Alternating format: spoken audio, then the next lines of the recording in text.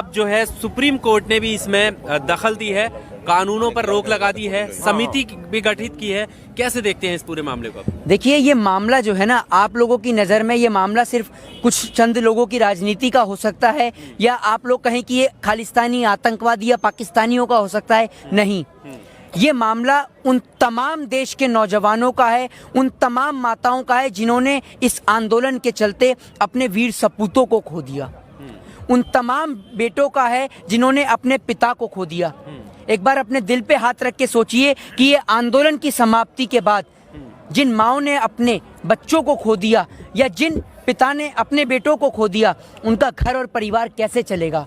देश के प्रधानमंत्री जी, जब विदेश के अंदर एक हवाई दुर्घटना होती है, वहाँ के लोग मरते हैं तो उन्हें संवेदना पहुँचा देते हैं, लेकिन जब हमारे देश के 60 से ज़्यादा किसान शहीद हो जाते हैं, उनको लेकर देश के प्रधानमंत्री जी चुप और मौन रहते हैं। क्यों नहीं बोलते आप देश के प्रधानमंत्री जी देश के किसान के लिए?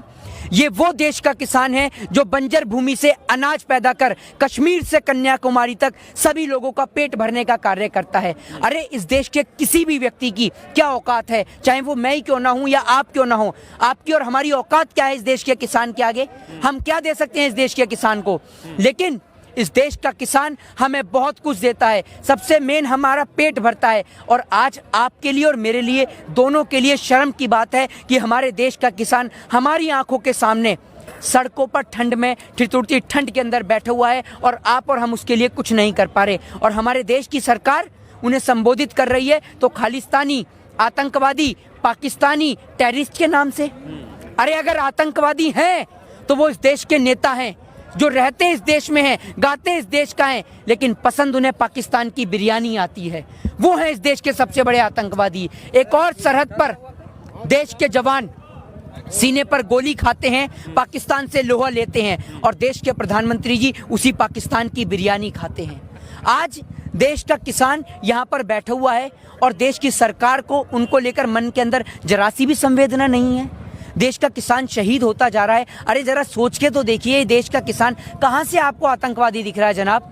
आतंकवादी तो लोगों की जान लेता है और ये तो लोगों का पेट भरने वाला व्यक्ति है। ये आपको आतंकवादी नजर आता है क्या?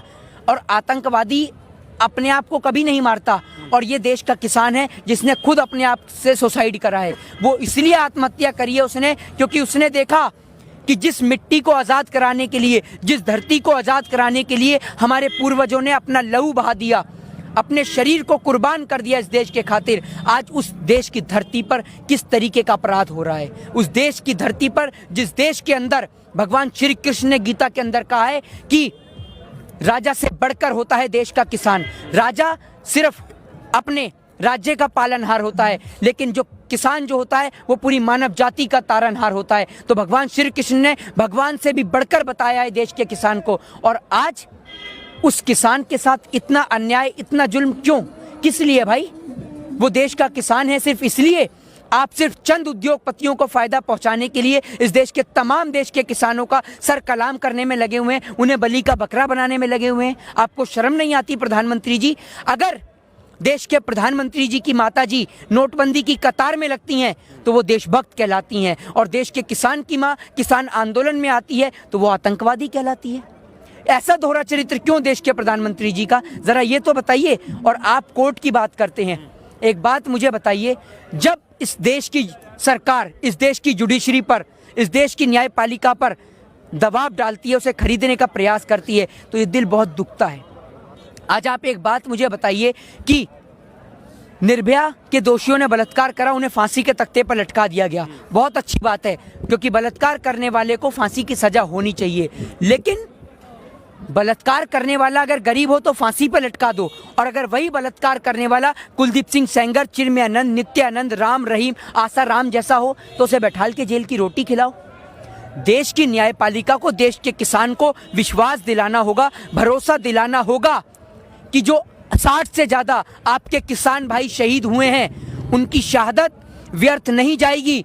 उनकी शहादत को इतिहास के अंदर याद रखा जाएगा कि जब सारा का सारा देश अंबानी और अडानी के हाथ में सौंपने की तैयारी में था, देश की सरकार के द्वारा पूरा देश अंबानी और अडानी के हाथ में सौंपा जा रहा था, तो वो इस देश के किसान जो लोगों का पेट भरते हैं वो सड़क पर उतरे और अपनी शहादत देकर शहीद होकर इस देश को उद्योगपति के हाथ में जाने से बचाया। तो देश की न्यायपालिका को लिखित में देना होगा कि देश के किसान को ये काला कानून कभी लागू नहीं किया जाएगा। और मैं तो देश के प्रधानमंत्री जी से सीधा कहता हूं कि प्रधानमंत्री जी एक और आप रामलीला मैदान में आइए, अपने दलाल पत्रकारों को लेकर, अपने पत्तल चाट पत्रकारों को लेकर, और एक और देश का किसान बैठा होगा। आमने सामने जनसंवाद करिए ना, क्योंकि बंद कमरे के अंदर समझौते होते हैं, न्याय नहीं। तो अगर आपको न्याय देना है तो आइए, रामलीला मैदान खुला मैदान है, चुनौती है आपको, आइए और देश के किसान से बहस करिए किसान मुद्दों को लेकर। क्यों नहीं कर रहे आप? इस समिति को कैसे देखते हैं जो सुप्रीम कोर्ट ने बनाई है, जो कहीं ना कहीं हितों को देखकर और इस मामले को निपटाने को लेकर सरकार की है?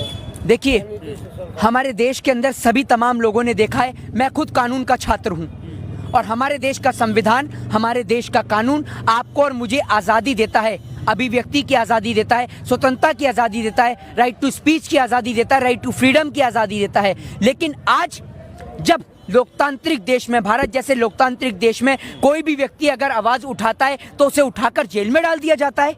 आप उससे कैसे अभिव्यक्ति की आजादी छीन सकते हैं? इस देश का आर्टिकल 19 आपको आजादी देता है प्रोटेस्ट करने की, शांतिपूर्ण तरीके से कानून और संविधान के दायरे में रहकर आपको प्रोटेस्ट करने की आजादी देता है। तो क्यों देश के किसान को रामलीला मैदान में जाने से रोका गया?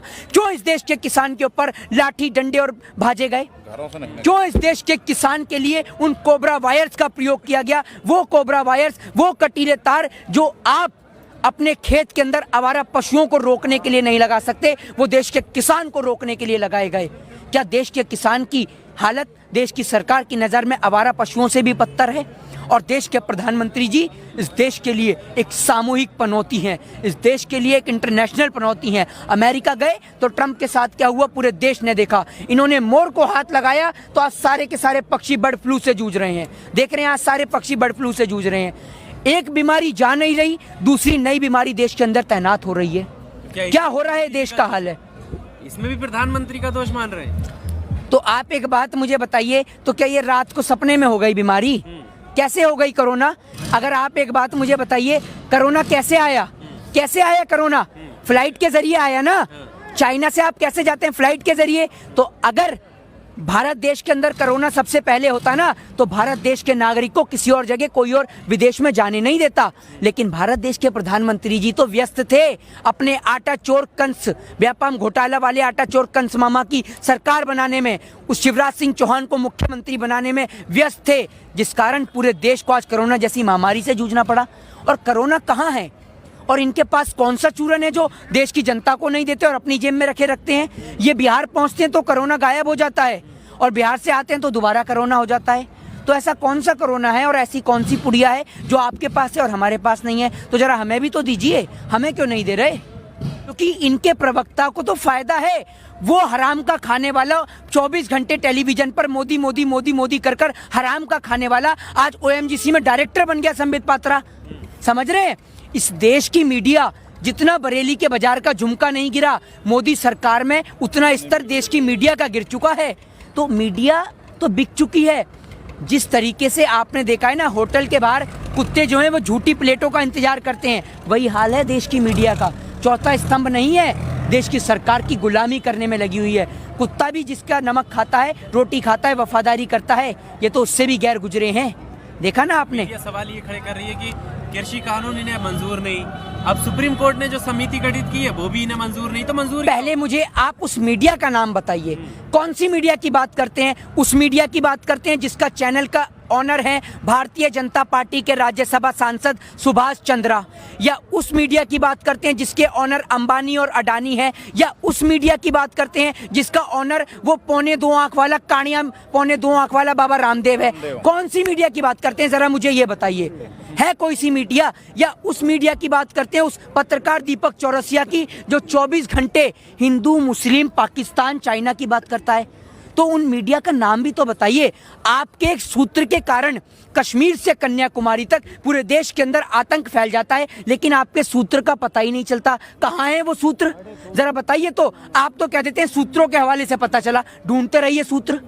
आपके सूत्र के कारण एक भाई दूसरे भाई का रक्त बहा देता है, लेकिन आपके सूत्रों का पता नहीं चलता। गरिमा का सम्मान रखिए, वरना वो दिन दूर नहीं जब आप हाथ में माइक पकड़कर कहेंगे कि माँ की कसम खा रहा हूँ, इस बार सच्ची खबर दिखा रहा हूँ, लेकिन कोई भी आपकी बात पे यकीन नहीं करेगा।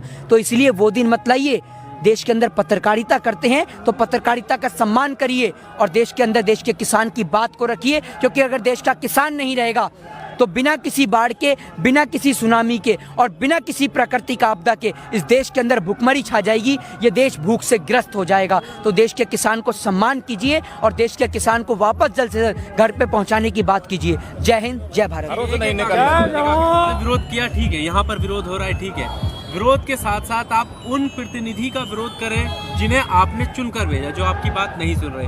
उनका विरोध करने का क्या मतलब है? जो स्टार हैं, जो फिल्म सिटी में है या जो अलग व्यापार कर रहे हैं, इन सब। देखिए, मैं अभी आज महाराष्ट्र से लौटा हूँ। मैं 2 दिन सीआईडी की कस्टडी में था। किसानों को लेकर मैंने अमिताभ बच्चन, हेमा मालिनी, सनी देओल और तमाम सेलिब्रिटियों के घर के बाहर प्रोटेस्ट किया, जिस कारण मैं कस्टडी में था। और अभी आपने कहा ना नारे, असल में ये नारे नहीं, ये हमारे दिल का जोश है। और हमारे देश के लिए, हमारे गौरव, हमारे लिए हमारे मान सम्मान की बात है इस देश का जवान और इस देश का किसान। और ये हमारे लिए सिर्फ एक नारा नहीं, हमारे लिए गौरव, हमारी मान मर्यादा, हमारी प्रतिष्ठा और हमारा अभिमान है इस देश का जवान और इस देश का किसान। और मैं बड़े ही गौरव और मान सम्मान के साथ कहता हूँ, जय जवान और जय किसान। जय जवान। हम लोग इसलिए रहे क्योंकि हम लोगों ने सनी देओल, हेमा मालिनी और तमाम लोगों का विरोध करा। अमिताभ बच्चन वो हैं जो एक नवरत्न तेल का प्रचार करते हैं, बनियान का प्रचार करते हैं तो पूरा देश बनियान खरीदता है, तेल का प्रचार करते हैं तो पूरा देश तेल खरीदता है। तो आज देश का किसान जब सड़क पे बैठा हुआ है तो उसको लेकर अपनी राय क्यों नहीं रख रहे? सनी देओल जिन्होंने अभिनेता से नेता बने और संसद भवन तक का सफर अगर तय कराया है तो हमारे देश के किसान भाइयों ने कराया है, इन तमाम किसान भाइयों ने कराया है। तो आज जब ये किसान भाई परेशानी से जूझ रहे हैं तो आप इनके लिए उठ के आपसे आया नहीं जाता और आप वहां जाके अपने आलीशान बंगलों में बैठ गए।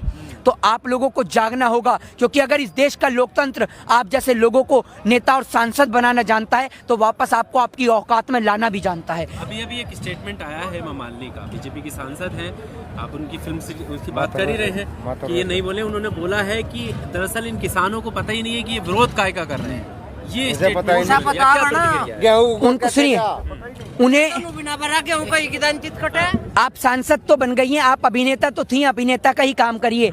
आप जरा थोड़ा सा फ्लैशबैक में जाइए और थोड़ा सा कृषि कानून को रीड करिए।